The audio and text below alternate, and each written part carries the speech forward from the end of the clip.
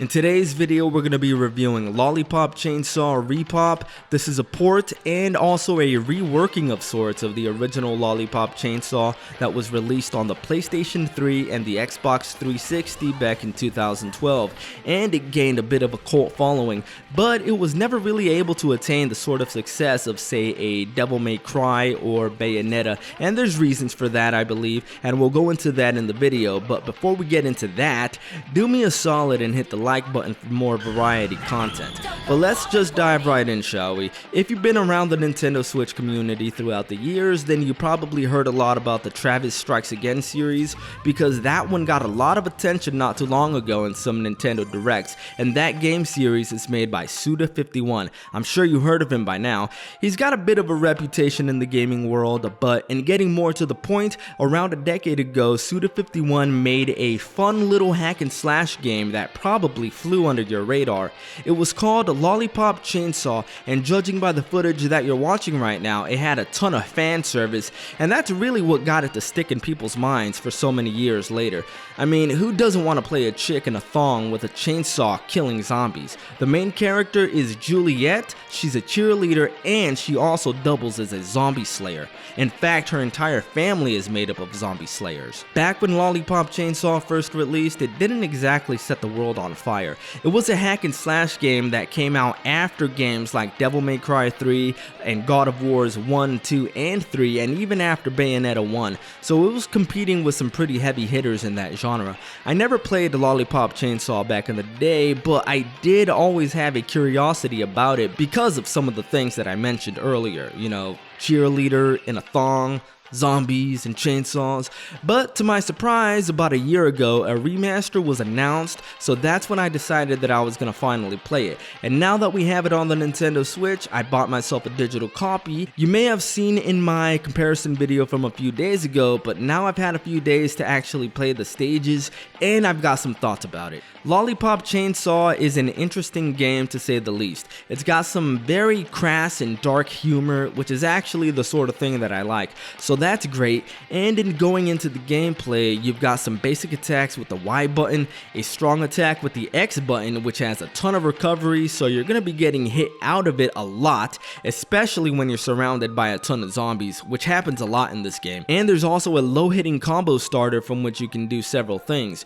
Juliet, the main character, also has several special moves which she can trigger, and unlike Dante and Bayonetta, Juliet actually goes into third person mode when she's shooting her gun, which was a nice touch, I think. Interspersed throughout some of the levels are some sports-based minigames like basketball and baseball. In the basketball minigame, your job is to cut off the heads of the zombies, after which you're going to see their heads fly into the net. Another minigame is one where Juliet's boyfriend, Nick I think was his name, he goes around a baseball field and has to run towards each of the bases until he gets to home base, and he has to do this multiple times.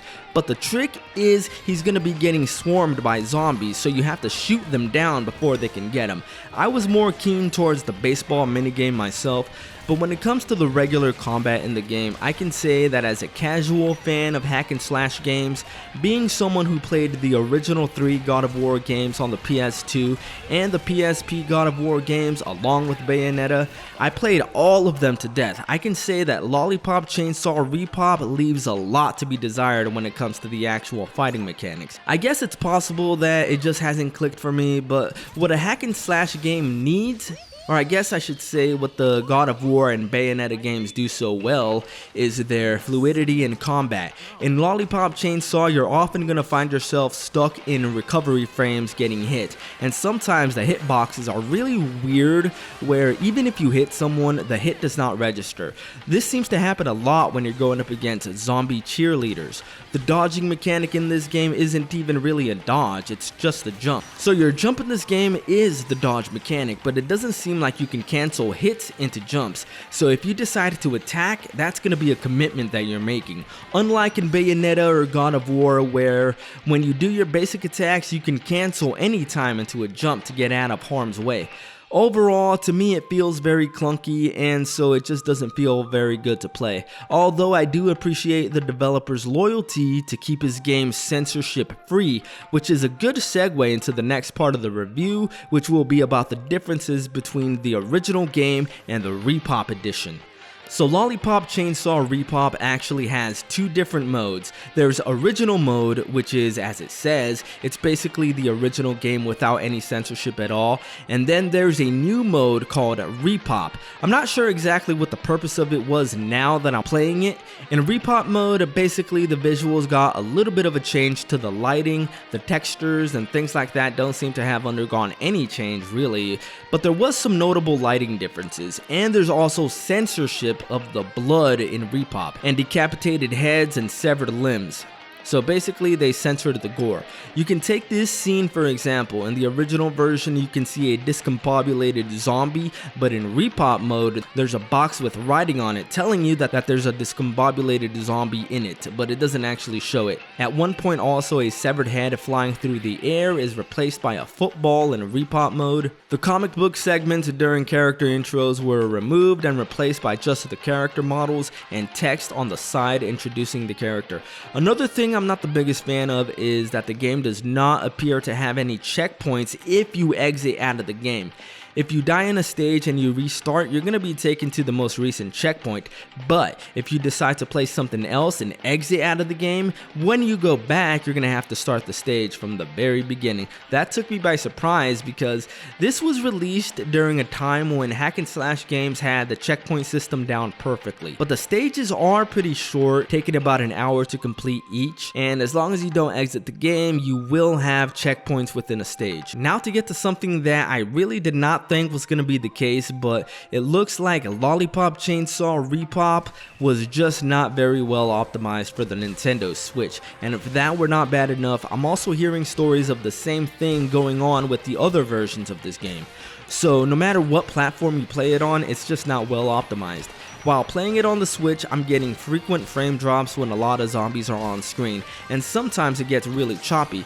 Going into it, I really did not think this would be the case because after all, this was a PlayStation 3 game, so the Nintendo Switch should be able to run it flawlessly, let alone the other consoles. The Switch runs other games from that same generation without any issue at all, but Lollipop struggles quite a bit, and so I hope this is something that they can get settled soon with an update in the coming days, so I'll be looking forward to that. So in conclusion, it's really difficult to recommend Lollipop Chainsaw to new players. It's a game that doesn't let go of its PlayStation 3 roots, and it shows. And in fact, I would say that it feels even more dated than that when it comes to the gameplay, just because of how clunky it is. God of War 1, which came out 7 years before, feels more modern than Lollipop Chainsaw. I do wish they would have added some quality of life changes in that department and maybe some updates to the visuals, but I guess it should be enough that the game is now available again to modern audiences. And no, not in that way, not in that weird way. I'm just glad it's available again on new systems for new players to experience it, for better or for worse. But in any case, that'll do it for today's video. I'm going to keep bringing you more combo videos, online matches, and video game news. I'm Switchplayed. Done.